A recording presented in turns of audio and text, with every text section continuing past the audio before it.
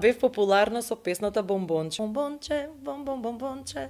Те гледам и се мислам. Дали наставничката ева во основно видела во тебе некој капацитет да ти каже Наташа ти еден ден ќе го представуваш тој македонски глас? Беше клучниот човек да јас да ме, како на некој начин да кажам, ме поддржа во тоа што и го процени талентот во мене за да ја засакам уште повеќе можеби музиката. Тие училишни приредби и конкретно на часот по музичко до 4-то оделение, мојата учителка вадеше од џепчето во тоа време носеа наставничките, учителките носеа мантили или кецели, како да кажам, така во тоа време така се вика, и од џепчето ќе извадеше едно бомбонче и ќе дојдеше кај мене на клупа, пред мене ќе го оставеше, ајде Наташа сега ти, и јас тогаш мене ми беше хит, и јас бев популарна.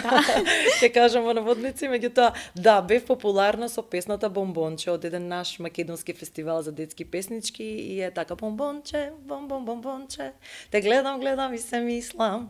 Тоа беше песната со која што се пробив на некој начин, каде што мојата учителка видела потенцијал и талент во мене, така да секогаш бев прва кога се случуваат тие такви приредби, ме вклучуваше многу често.